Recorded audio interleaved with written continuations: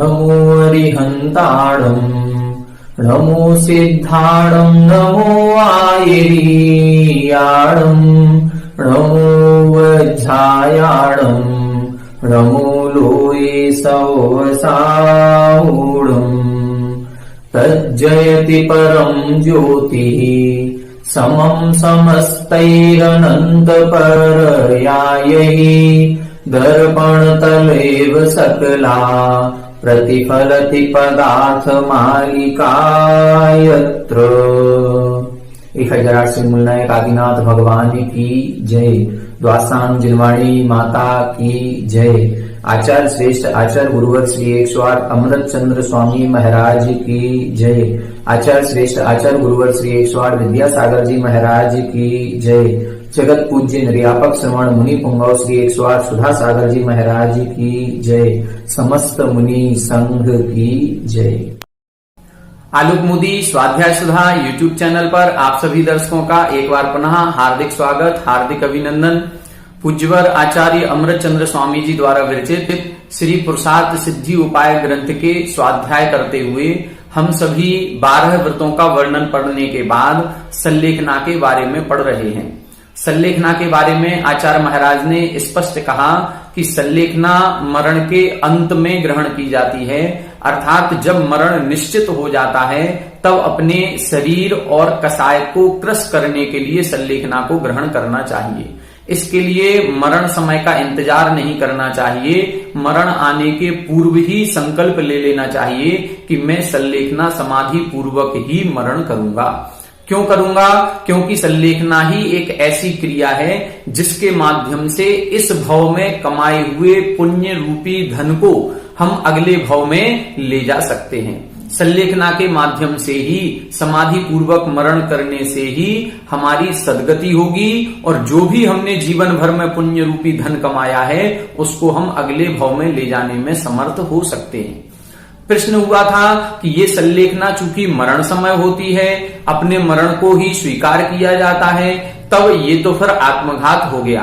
तो पिछली कक्षा में हमने इसको स्पष्ट रूप से समझा था कि आत्मघात क्या है और सल्लेखना क्या है, दोनों में क्या अंतर है, और दोनों में अंतर होते ही अपन ने ये स्पष्ट सिद्ध कर दिया था कि सल्लेखना आत्मघात नहीं है।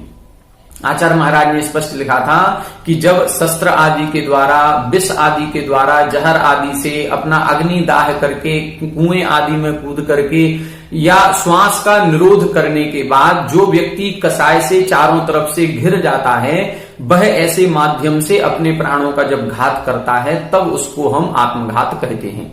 लेकिन जो सल्लेखना होती है वो मरण निश्चित होने पर स्वीकार की जाती है, वो भी कसाय से रहित अवस्था में, अर्थात कसाय की मंदता में। राग द्वेष आदि क्रोध मान माया लोभ के संक्लेशित परिणाम उसके नहीं होते हैं।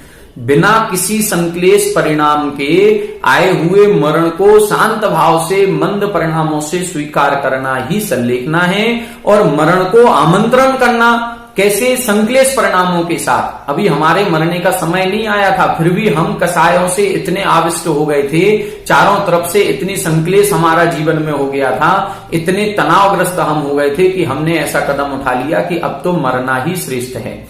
तो जब ऐसा व्यक्ति चारों तरफ से जो कसाय से घिर जाता है, संक्लेश परिणामों के माध्यम से अपना आत्मघात करता है, तब उसको हम आत्मघात की संज्ञा देते हैं। दोनों में बहुत अंतर होता है। अब इसके बाद आज की कक्षा में हम ये पढ़ेंगे कि ये जो सल्लेखना है ये हिंसात्मक नहीं है, ये अहिंसा की प्रसिद्धि के लिए होती है। जैसे कि 12 व्रतों में इन्होंने हर एक व्रत में स्पष्ट किया था कि हमारा मूल धर्म अहिंसा धर्म है और हमें हिंसा से बचने का प्रयास करना है। तो चाहे वो सामायिक की हो हमने, चाहे वो हमने पुरुषोपवास किया हो, चाहे दिग्व्रत देशव्रत आदि को ग्रहण किया हो, कहीं ना कहीं हिंसा से बचने के लिए ही किया है। तो ये जो सल्लेखना पूर्वक मरण कर रहे हैं, भले ही ये इसमें मरण शब्द जुड़ा हुआ है, भले ही हम मरण को स्वीकार कर रहे हैं, लेकिन फिर भी इसमें हिंसा नहीं है, बल्कि ये अहिंसा के लिए ही उठाया गया एक कदम होता है। तो आइए पहले श्लोक का उच्चारण करते हैं, फिर इसका अपन अर्थ समझने का प्रयास करेंगे।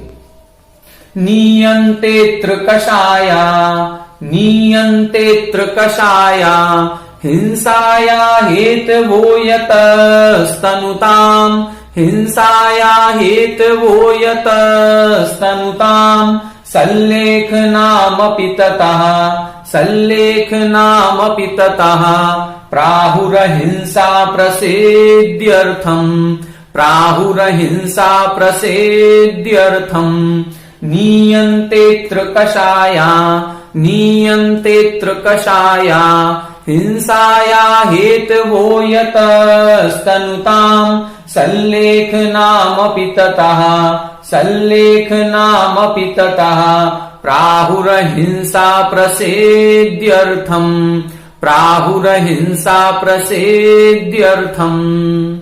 एक बार आप लोग उच्चारण करें, नीयन्तेऽत्र कषाया हिंसाया हेतवो यतस्तनुताम् सल्लेखनामपि ततः प्राहुरहिंसा प्रसेद्यर्थम्।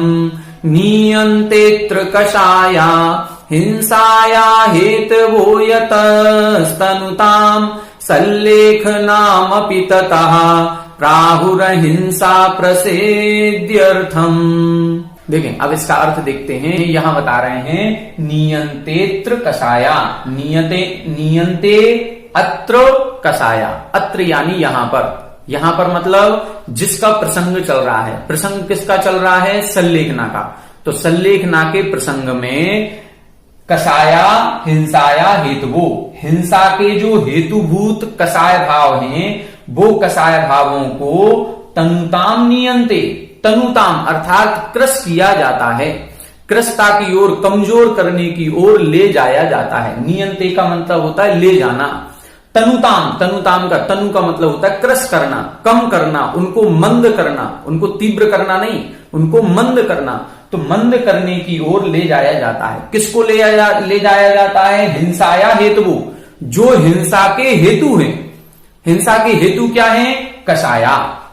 कषाय परिणाम ही हिंसा के हेतु होते हैं। जहां जहां कषाय होगी, जहां जहां राग द्वेष परिणाम होंगे, वहां वहां हिंसा होगी ही होगी। पर हिंसा हो या ना हो, आत्महिंसा तो होती ही होती है।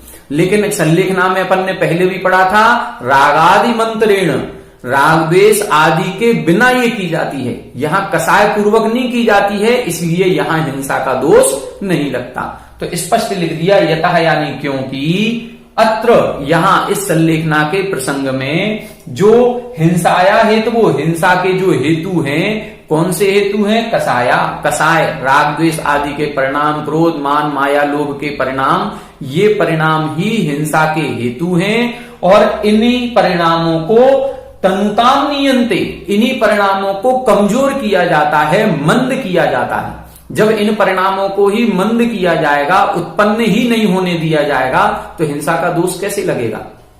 हिंसा में कारण है राग द्वेष परिणाम, और जब हम कारण ही नहीं उत्पन्न होने देंगे तो कार्य कैसे होगा? अर्थात जब राग द्वेष परिणाम ही उत्पन्न नहीं होंगे तो फिर हिंसा का दोष भी नहीं लगेगा। तो स्पष्ट लिख रहे हैं, अत्र, इस सल्लेखना के प्रसंग में, यतः यानी क्योंकि जो हिंसा के हेतु हैं, ऐसे कषाय रूप परिणामों को तनुताम नीयन्ते, कमजोर करने के लिए ले जाया जाता है, अर्थात उत्पन्न ही नहीं होने दिया जाता है। ततः, इसलिए सल्लेखनाम अपि, सल्लेखना को भी अहिंसा प्रसिद्ध्यर्थम प्राहु, सल्लेखना को भी अहिंसा की प्रसिद्धि के लिए ही वर्णित किया गया है।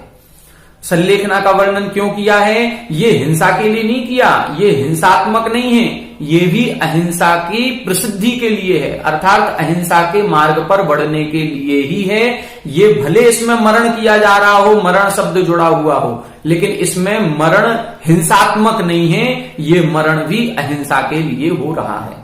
क्यों हो रहा है? क्योंकि ये ऐसा मरण है जिसमें राग द्वेष आदि परिणाम उत्पन्न नहीं होते हैं, बल्कि कषाय को भी क्रस किया जाता है। इसलिए यहां हिंसा नहीं है, यहां भी अहिंसा है। तो स्पष्ट यहां पर कर दिया कि जो भी सल्लेखना ग्रहण की जाती है, वो सल्लेखना रूपी व्रत भी अहिंसा के लिए है, हिंसा के लिए नहीं है। अब आगे के श्लोक में आचार्य महाराज बता रहे हैं कि इस सल्लेखना को ग्रहण करने का फल क्या होता है। हम इस संलेखना पूर्वक समाधि पूर्वक मरण करते हैं तो इसका हमको क्या परिणाम मिलेगा, क्या सुफल हमको प्राप्त होगा, इसको अगले श्लोक में आचार्य महाराज कह रहे हैं। आइए देखते हैं अगला श्लोक। आइए देखते हैं। अब इस श्लोक में बता रहे हैं कि इस संलेखना को ग्रहण करने का क्या फल उस व्यक्ति को, उस वृत्ति जीव को प्राप्त होता है। तो इस संलेखना के फल का वर्णन इस श्लोक में किया जा रहा है। पहले श्लोक का उच्चारण करते हैं, फिर इसका अपन अर्थ समझने का प्रयास करेंगे।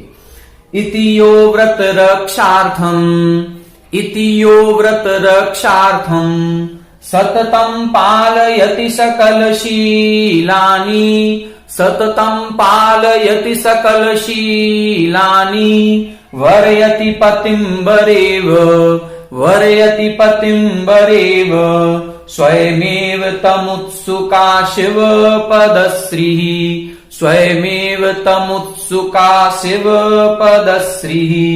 इतियो व्रत रक्षार्थम, इतियो व्रत रक्षार्थम सततम पालयति सकल शीलानि, सततम पालयति सकल शीलानि वर्यति पतिं वरेव, वर्यति पतिं वरेव स्वयमेव तमुत्सुका शिव पदश्रीः, स्वयमेव तमुत्सुका शिव पदश्रीः। एक बार आप लोग उच्चारण करें। इतियो व्रत रक्षार्थम सततम पालयति सकल शीलानि वर्यति पतिं वरेव स्वयमेव तमुत्सुका शिव पदश्रीः।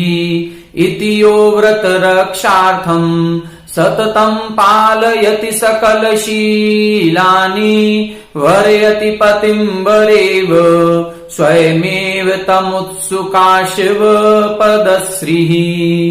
देखें इसका अर्थ देखें। इति यानी इस प्रकार से, यो यानी जो, व्रत रक्षार्थम इस प्रकार से का मतलब है। अब संलेखना का पूरा वर्णन यहां पर कर दिया, 12 व्रतों का पूरा वर्णन यहां तक समाप्त हो गया।